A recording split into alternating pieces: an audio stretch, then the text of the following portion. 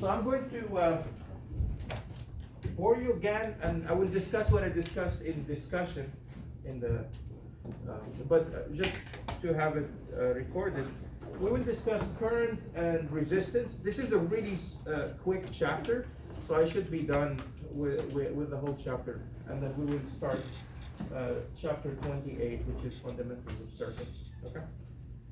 So we defined current, right? We said current is what? What was the definition? The flow of charge.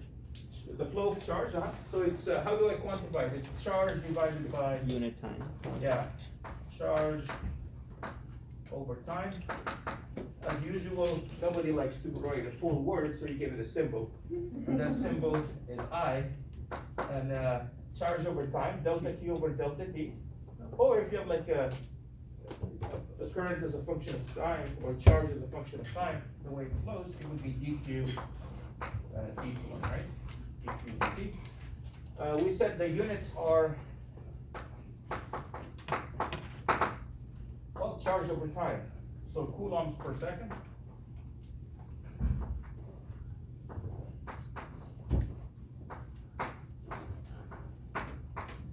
Which is a coulomb per second.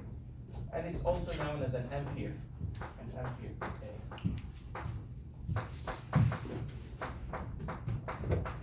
So those are the units of current. Then since charges are typically, you don't have one charge flowing to make a current, you have to have a flow of charges going, and they're usually flowing within some material. And that material would have so many charge carriers, there would be a density of them. And it's usually, we measure it as in cubic meters. So that little n is the density of charge carriers, or density, or the number of charges per unit of volume. So n is the number of charges. Let me write it, number of charges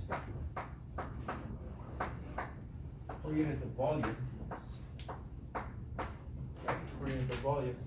Number of charges is just capital N, and then capital V is the volume, V for volume. Alright? Typically this number, for example, I have it here in front of me. For copper, it's about 8.5 times 10 to the 28th power. So for copper, this little n is 8.5 times 10 to the 28th. For aluminum, it's about 6 times 10 to the 28th. Gold, silver, about 5.9, 5.8 times 10 to the 28th. So you get the idea. It's about 10 to the 28th. Okay? And so it's a large number. Okay, so that is that. Then there is one more definition, which is the current per unit of area. So typically you don't just have one charge moving, right? You have a flow of charges and they cover a whole area. So how much current is per unit of area? It's called J. J is the current per unit of area. So in other words, it's current, which is I, divided by A, which is the area. So it would be, current is in amperes, area is in square meters, so amperes per square meter, that is J. All right? Then we looked at, we said, okay, let's examine a wire or some material where the charge is flowing. And it looks like this. Here is the material. It has a cross-sectional area A. For simplicity, we just use a cylinder. And, so this is cross-sectional area A, and you have electrons moving, right? Or charges that are flowing. Charges, let's say they are flowing to the right. Right? They're flowing to the right. So a moment they're here, and after a time delta t, what used to be here is here, and what used to be here is here, and what used to be here is here. So you had these charges, this chunk that used to be here is now here. So it covers this much volume. Right? It's like a cylinder of height h and cross-sectional area A. So at what speed are they moving? It's called the drift speed. So on average, what is their speed? Obviously, not all of them will have exactly the same speed, but on average, it will be a certain amount of speed. So in a delta t, they will have moved the speed times time. Speed times time will give you the distance moved. So this would be v drift, d for drift, times delta t, right? That's the speed at which they're moving. And so in a time delta t, you had this much charge. All the charges that are here have moved. So the current would be the amount of charge that's contained within this volume divided by the time t. So that's it. So delta q, the amount of charge in here, how much is it? Well, it's equal to the number of charges that have moved, right? It's equal to the number of charges that have moved times the charge of each of them, right? Let's say if I have 10 to the 20th electrons, well, 10 to the 20th electrons times the charge per electron, and the charge of an electron is E, right? In magnitude. Technically negative E, but let's just say it's charge times time. All right? And then, so this is E, but capital N, the number of charges, would be little n times the volume, right? N over V is equal to little n, so little n times V would be capital N. So little n times the volume. But the volume is the cross-sectional area times V drift times delta T. So you get delta Q equal to E n times the volume, but the volume is the cross-sectional area times the drift speed times delta T. If you divide both sides by delta T, you get delta Q over delta T, and that is the current. Current, this is delta Q over delta T would equal to E and A V drift. J, which is the current over area, current density, J, right? Current density is the current over area, so it's the current over area. So you divide this by the area. When you divide by the area, what's that? E N E, right? E, little n, times the drift speed. Okay, that's J. Okay, now, what is this V drift? How can I figure it out? Now, will charges flow on their own? No. They would be moving in a random direction. Everybody's moving in all directions, but they don't get anywhere, right? Because they're just moving in random directions. But if you guide them, if you drive them with an electric field, let's say I apply an electric field in this direction, charges will experience a force. And that force will constitute an acceleration, right? Will give you an acceleration for the charges.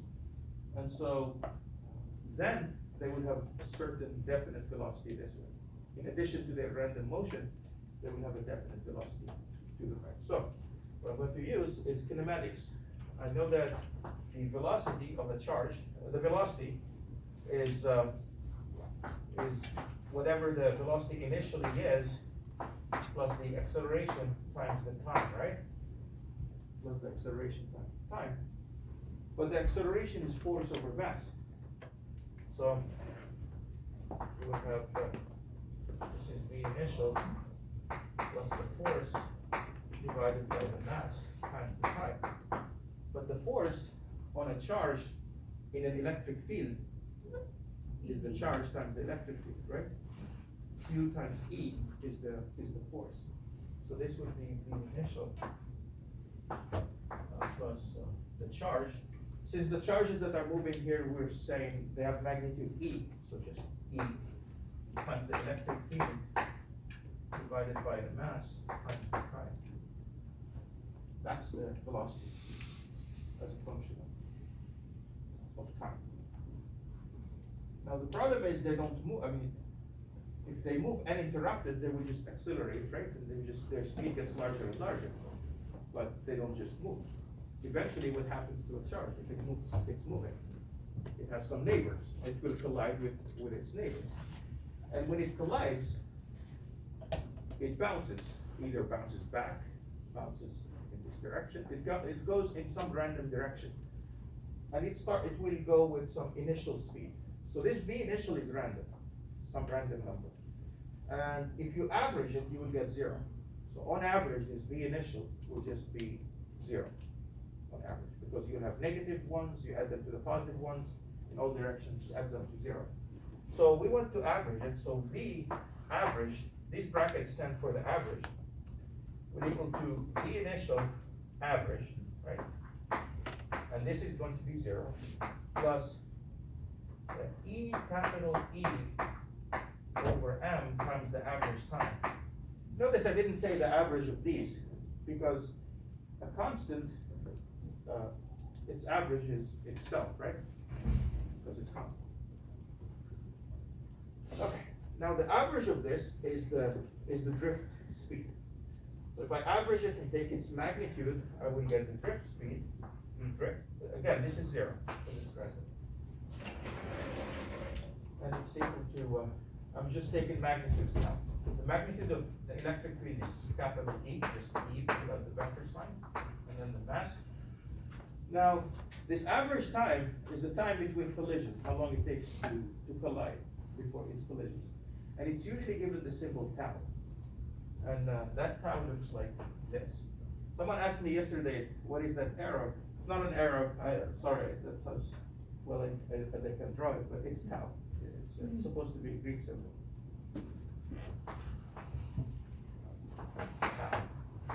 In Word, if you put the equation editor, you put slash tau and space, it will give you this symbol. It will draw it for you.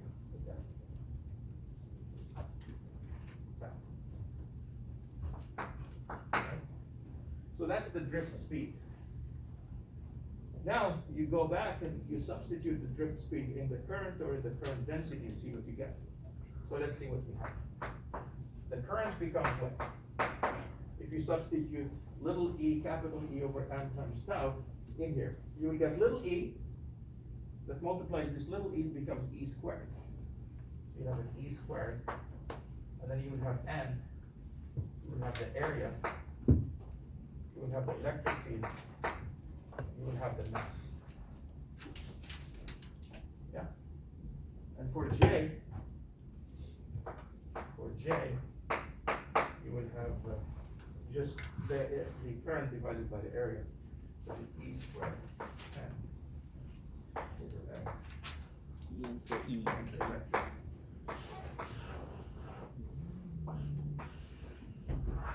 And I need to just double check that I have it right.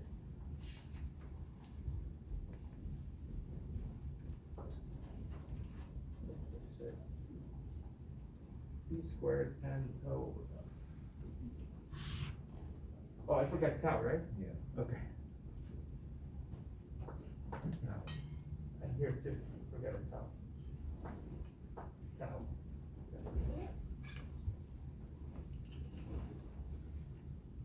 Okay, so that is the current. Current to current density. Now, next step is to now talk about this conductivity and resistivity. And again, I covered those in yesterday or the day before with the other class, I think. So we have here J. I'm going to copy this. J is equal to E squared and tau divided by the mass times the electric field. This constant in front of J is called sigma. In front of E is called sigma. So sigma E. So J is equal to sigma E. Okay, sigma E. Right? Which is to say sigma is equal to E squared and tau over M. And this thing here, sigma, is called conductivity. So sigma is called conductivity. Sigma is E squared and tau over M.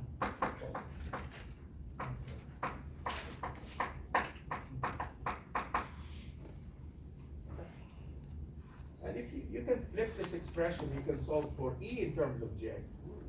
So if you solve for E in terms of J, you will get E is equal to, J over sigma. yeah, J over sigma, right? 1 over sigma times J, but 1 over sigma is called Resistivity. rho. Resistivity. Resistivity. E is equal to rho times J. So rho, which is just the reciprocal of conductivity,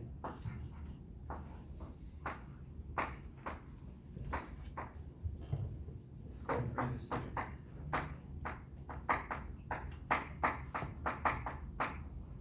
Resistivity. The units for resistivity are called ohms times meters. We'll talk about resistance and I will mention the ohms there.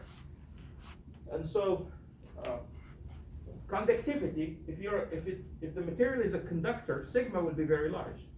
If the material is not a conductor, it's an insulator, then sigma will be very small, and the reciprocal of very small will be large. So if it's an insulator, rho would be Is very large.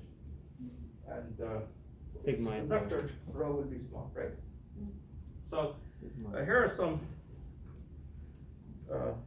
numbers. For example, copper will have a conductivity of 6 times 10 to the 7th power. So, 6 times 10 to the 7th power. And carbon will have a conductivity of 2.9 times 10 to the 4th. And the table that the book provides is not really extensive or anything, but yeah. The range of values is very large. Yeah. Okay. So, copper, silver, iron, they are good conductors. Rubber, glass, concrete, wood, they're not good conductors, they're good insulators. So that is that. Now, I want to, by the way, this is sometimes called Ohm's law, in this form or the other. But here's the more familiar Ohm's law. I'm going to show you the more familiar one. The one that you have seen before. This, let me redraw my conductor there.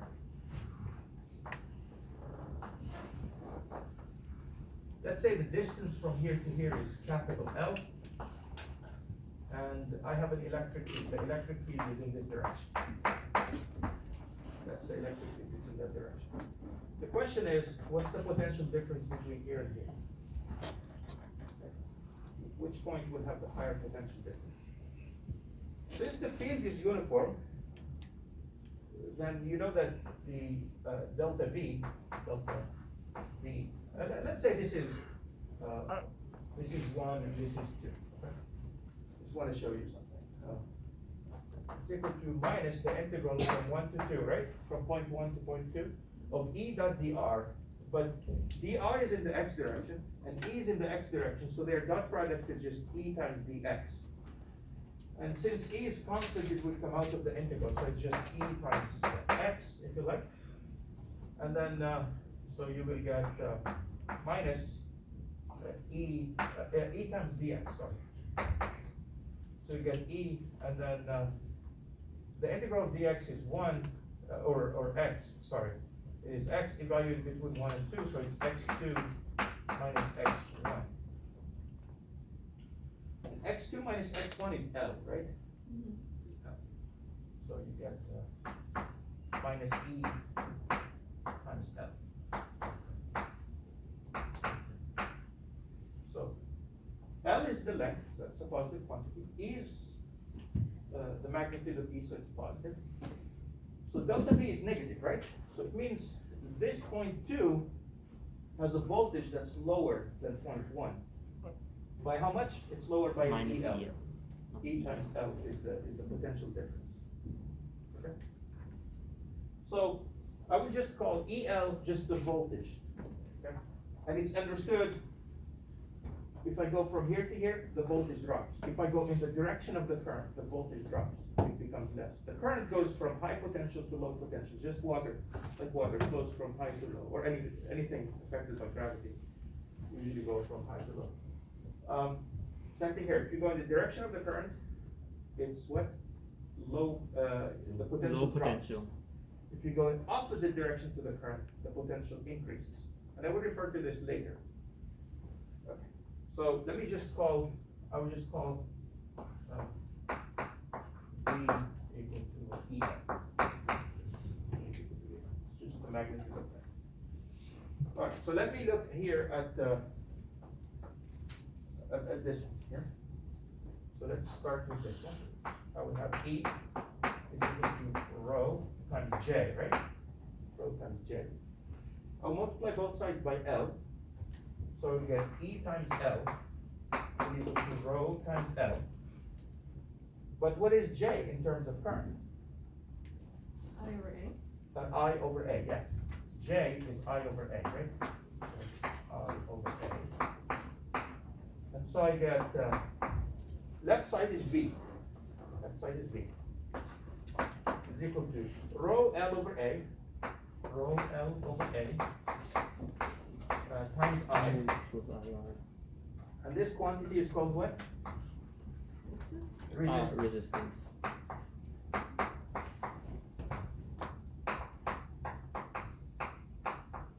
Resistance. Right? And we usually call this Ohm's law, V is equal to I times this quantity, which is R. V is equal to IR.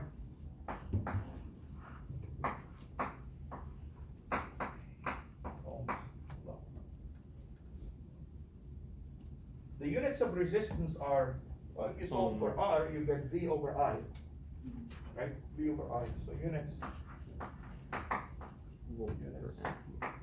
of R will be what? Volts over amperes, right? Volts per ampere, which is ohm. Ohm. So it's a volt per ampere. Ohm. And it gets the symbol omega. Capital omega. Right? Let's do a couple examples.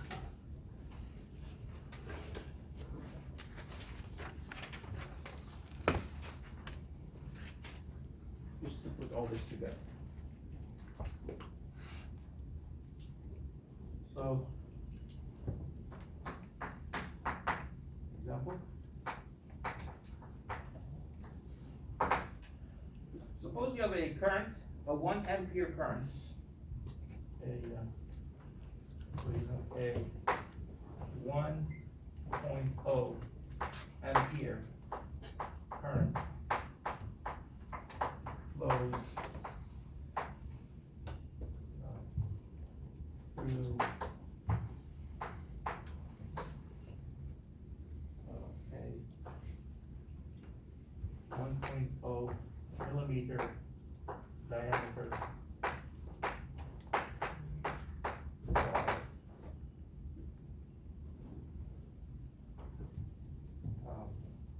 What is the current density?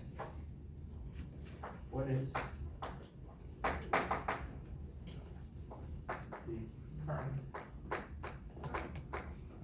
density?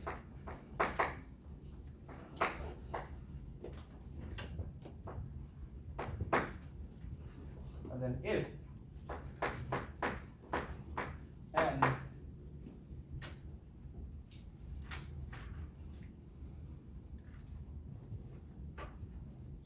aluminum, so if N is 6 times 10 to the 28 electrons per cubic meter, so per cubic meter, electrons per cubic meter,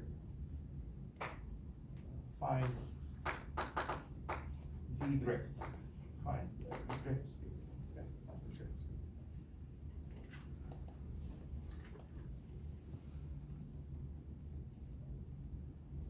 What should we do? Find the area first. Find the area, yeah, that's the solution, yes.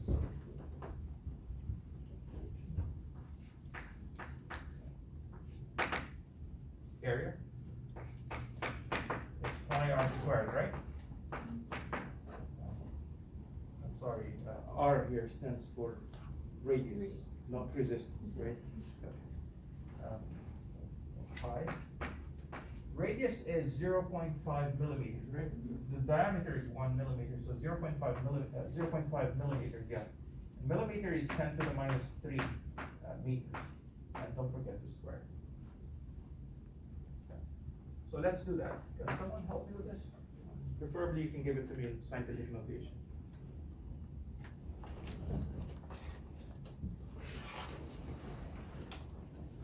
One 1.57 times. 1.57? Oh, no, sorry.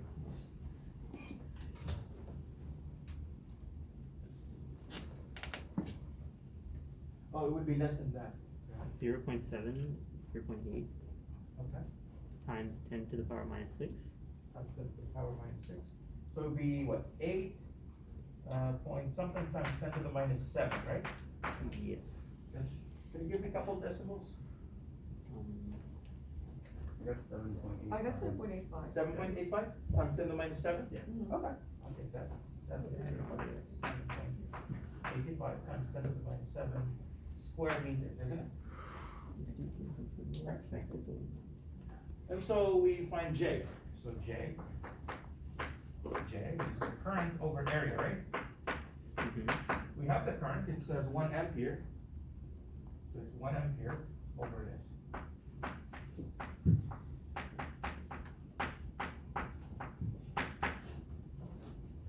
Just got that. 1.27 times 10 to the 6.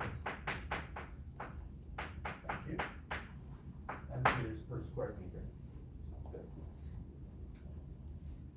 Okay, now, they want the drift speed. Any relationship between the drift speed and the current density? J equals E and VD.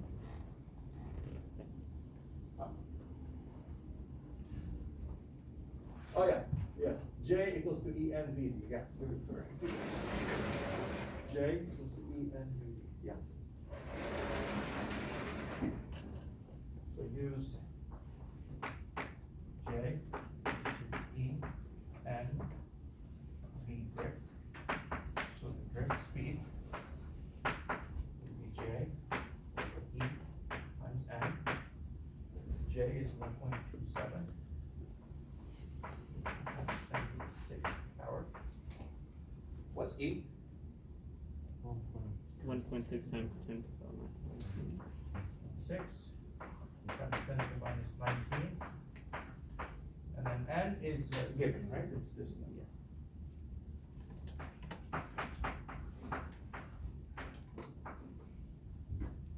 So let's see what we get for drift speed.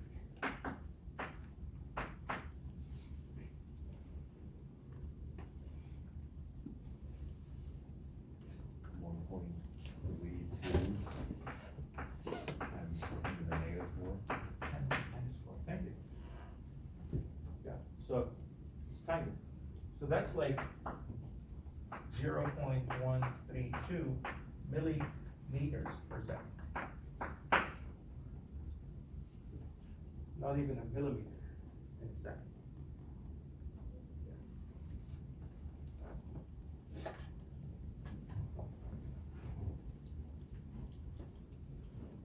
So, if you turn on your light, and let's say the electron is traveling at this speed to get from the switch to the light bulb, let's say it travels a few meters, how long will it take? Like an hour or something, right? Or something, yeah. So why does it turn on so quick?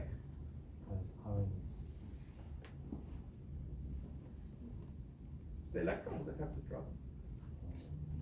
But, well, I give you a moment to tell me. I'm sorry? Is it alternating current, or All what? is it AC rather than? Well, let's say I'm using DC. Let's say I'm using, okay, yeah, these are AC. Let's say I use a battery. And I have a certain current, and it's actually traveling at that speed. But there's already electrons inside of the wire? There are already electrons inside of the wire. Would you elaborate? Well, if that's the case, then like, even though there's drift speed, if like, one moves like just the slightest bit, then everything else moves almost Yeah, instantaneously. Yeah. Um, So you're not waiting for the electron that's here to make it all the way there. There's one who is already there. So all of them are drifting. It's like you're, It's like traffic. yeah, yeah. Or you're like a garden hose, right? If it's really, really long and it's empty, the hose is empty, you open the faucet, it takes a little bit for the water to reach, right? But let's say now the hose is full of water. As soon as you open, what happens? It comes out. It comes out. The bit that came out here pushes everybody else, and then the bit that's over there comes out. Okay, so that's the first one. Let's do the next one. Next one is this next example.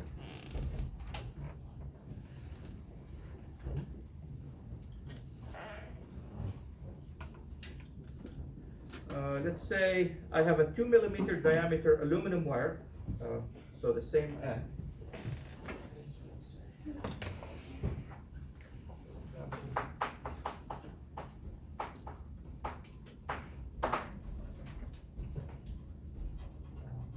A 2.0 millimeter diameter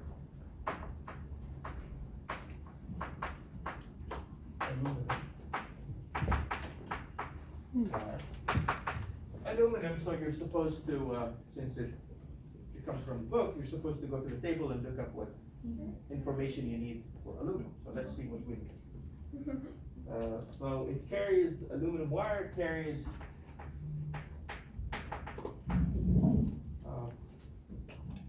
800 milliamps, 800 milliamps of current.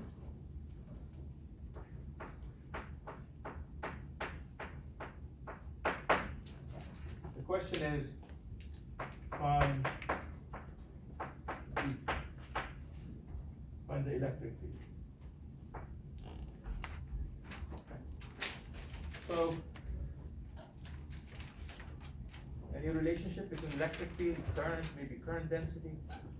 J equals I over A. J is equal to J. E is equal to rho J. equal to rho J. Yeah, I like that. Equal to rho J. So let's start from that. Yeah, or J equal to sigma E. Yeah, I like. Yeah, this one is there. So let's use it. So E. So solution. E equals to rho times J. So what am I supposed to do for rho? M over E squared and tau. Okay. Okay, yeah, we can go and find it, but we don't know tau, and we don't know n, and we don't know the mass. But we have area and current. So get it from that. It's actually simpler than that. Oh. You look it up, it's in the table. Oh. So, Yeah, that's easier. so yeah, you look it up. So for aluminum, rho is 2.8 times 10 to the minus 8. So this number comes from the table. So you look it up in a table, it's 2.8. Yeah. 2.8 times 10 to the minus 8. Right, that's where I got it from. This is from the book, from the table. Next is the J. J is current over area, right? Yeah. So J is current over area. So for J, it's the current. The current is 800 milliamps. What does a milliamp mean?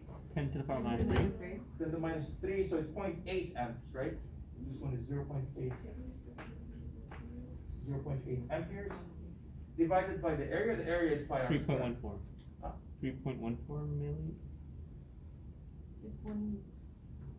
The area will be. 3.1. Oh, I see. So yeah, I will do this. I will do pi, and then 1 millimeter is 10 to the minus 3 meters, right? That's 1 millimeter, and then I square it, and it looks like this, right? Pi r squared for the area. This should give me the electric field, and it turns out to be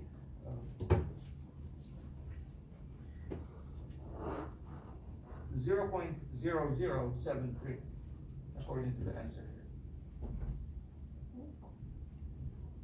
0.0073 newtons per coulomb or volts per meter, right? Those are the units for, like, so volts per meter, I would use volts per meter, So that rho value there, that's the charge density no, it's the or resistivity. resistivity? Yeah. Right, okay, so then like that small n value, that would be charge density, This one? Yeah. Little n, right? Yeah. Yes, yeah. and that's just a property of the material, right? Little n, yes, Okay. it is a property of the material, and then, which brings me to, rho, this one.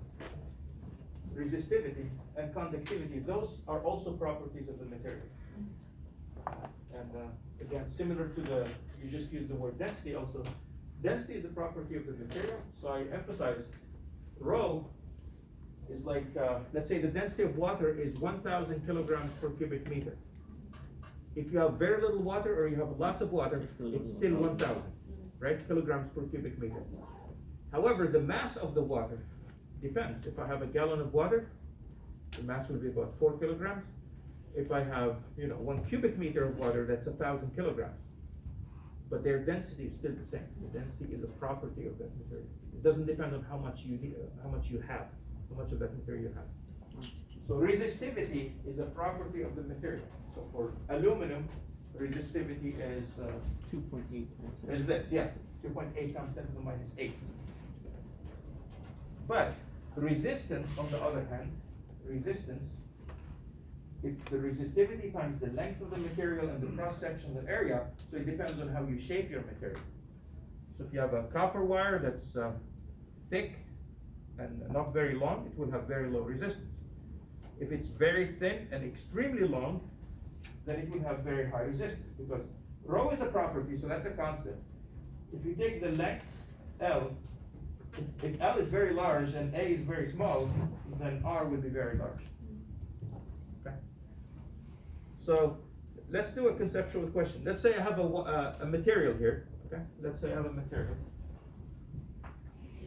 Let's say it's copper. Okay. Doesn't matter what material, but let's say it's copper. So I have a small wire. It has an area here A, and the length is L. And let's say the radius is little r. Okay? The radius is little r. And now I have, again, it's copper, so let's say it's the same material. I have a thicker wire. The radius now is 2r, and the length is 2l. Twice as long, twice as thick. Which one of them has the higher resistance? Let's call this one here, it will have resistance R1, and this one here will have resistance R2. And the question is, what is the ratio of resistance 2 to resistance 1?